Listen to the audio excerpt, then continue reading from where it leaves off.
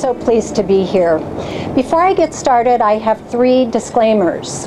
Disclaimer number 1, I have no medical training, and it's not my intent to give you medical advice. I'm going to be talking about God, politics, and enemas.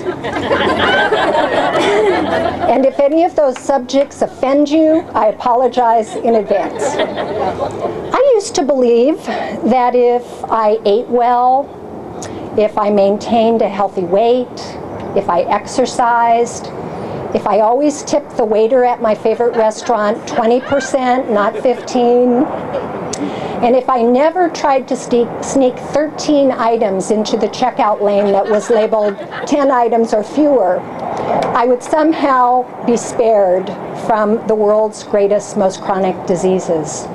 What I learned is that stuff happens. Bad things happen to good people. And no matter how well we live, there are no guarantees. Life is a crapshoot. I've also learned that the things that can bring us to our knees can also be some of the most transformative experiences of our life.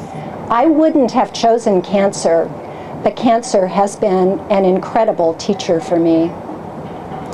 One of the most important things and profound things I've learned is that our bodies are miraculously designed to heal themselves. All we have to do is get out of their way. What I've learned is that each of us has the ability to activate this healing. We just need to develop an awareness that it can happen, and then it unfolds. So my cancer story begins about 2 years ago, a little over 2 years ago, when I was diagnosed with stage 2 uterine cancer. It was treated with surgery and radiation, and I was told to go on with my life. Uterine cancer has a certain path, takes a certain path if it's going to have a recurrence, and it usually reoccurs in the liver or the lungs. And so as part of my follow-up protocol, my oncologist at that time gave me routine chest x-rays.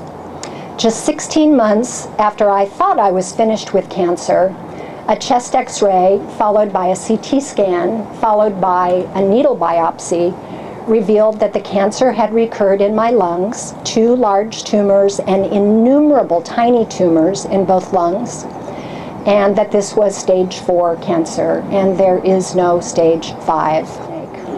Without equivocating, she said, you have 0% chance of survival. You'll be lucky if you live 9 to 18 months. When I asked her if there was anything I could do personally to assist my body in healing or increase the chances of my surviving a little bit longer, she paused, thought a little bit, and then said, maybe a little light exercise would be okay. He did acknowledge that occasionally somebody might have a spontaneous remission, and he even admitted that not all doctors know everything. So we stuck with him. My husband and I left the oncologist office that day, and as you can imagine, we were completely devastated. I had been told that my death was imminent and that there was nothing advanced science or medicine could do, and nothing I could do. So it was a hellish, torturous 6 days where we would both lie awake at night, and I was shivering with fear and shock. We didn't sleep. 6 days later, however, our whole world changed.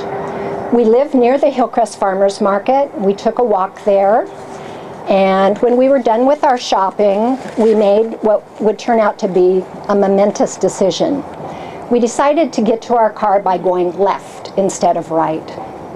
And in our going left, we came upon a vendor who was selling powdered wheatgrass and kombucha. I was arrested by a book that was on his table that said, "Curing Cancer with Wheatgrass." And the word cancer obviously caught my attention, and we stopped to talk to him, even though I had no intention of buying either wheatgrass powder or kombucha. When all of a sudden, at least from my perspective, it was as if there was a whiteout. I couldn't see or hear anybody on this side of the table. I couldn't really hear what he was saying, but what I perceived him to say is this: if I had a serious health condition, I would get myself to the Optimum Health Institute in Lemon Grove. We Googled Optimum Health Institute. We learned that it is a holistic healing center. It's been in existence since 1976. Over its history, it has had 150,000 guests. It also has a branch in Austin, Texas. And my husband and I checked into the Optimum Health Institute just a week later.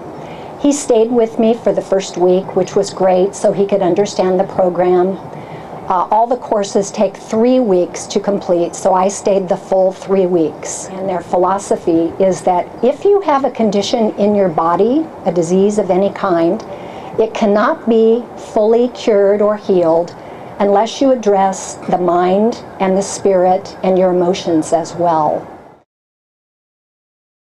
After 7 weeks on this program, I had an x-ray which revealed that the largest tumor, the one that was very close to my heart, was no longer evident, and the second largest tumor was 1/3 of its original size. I had to wait another 12 weeks for a follow-up x-ray, and at that point in time, which was 19 weeks on the program, the x-ray reported absolutely no evidence of cancer. I've had one follow-up x-ray since that time, also no evidence of cancer. Some of the principles for the body, starting with detoxification, the premise is that for every day of our lives, we're drinking things, we're eating things, we're breathing things that are polluted and have toxins in them. We're applying these things to our skin. And over time, there's a cumulative effect of all of these toxins. So job one is to remove the toxins in whatever means are available to you. Also, nourishment, a whole new way of eating. Their food program advocates the eating of raw food. They believe that cooking your food destroys most of the enzymes and a lot of the nutrients in the food. Also, vegan, no dairy, no meat, no chicken, no fish, no eggs, only vegan. If you have cancer or some other diseases, they recommend that you not eat fruit. Fruit converts to sugar. Sugar is known to promote the growth of cancer. So my diet, raw, organic, locally grown vegetables, 3 times a day, water, a drink called Rejuvelac, which is designed to bring probiotics back into your system that are eliminated when you do your cleansing. No coffee, no alcohol, no tea, no bread, just raw vegetables 3 times a day. We learned thought-stopping techniques. When those oncologists told me, you are going to die, 100% chance, no chance of survival, you can imagine that little tape played over and over and over in my mind.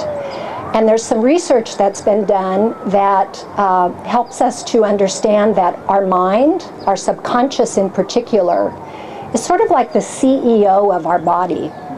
It sends messages throughout every cell in your body. So if the message that you're replaying in your mind is, I'm going to die, all of your little cells say, oh, we've been given the directive that we're going to die. We better get busy shutting down right now. And also keeping a gratitude diary. No matter how bad your situation is, if you wake up every morning and write 5 things that you can be thankful for, it changes your whole day. And we all have at least 5 things for which to be thankful. Prayer, that wasn't hard for me. I am a churchgoer and I'm used to prayer. Asking others to pray for us, that comes a little bit harder, but there is well-substantiated research that's been done at both Stanford and Oxford that proves that people who are prayed for, even if they are remote, even if the people who are doing the praying are in San Diego, and the people being prayed for are in London, it has a powerful effect on the speed with which they heal and the rest of their medical results. Well, when I understood the mind-body connection, as I mentioned earlier, I started using my mind as a powerful ally. I had a brand new granddaughter. She was about a year old last summer. And I began picturing myself at her wedding 30 years from now. My visualization of that event was so powerful that I could smell the smells in the room. I could feel the fabric of my dress. I could feel the motion of my husband turning me as we were dancing. It was very, very powerful. And I kept repeating this phrase, I'm happier, healthier, and more relaxed than ever before. Within a very short period of time, I became happier, healthier, and more relaxed than ever before. I looked better. I'd lost a little weight, my skin had a certain glow, I behaved differently. People behaved differently towards me.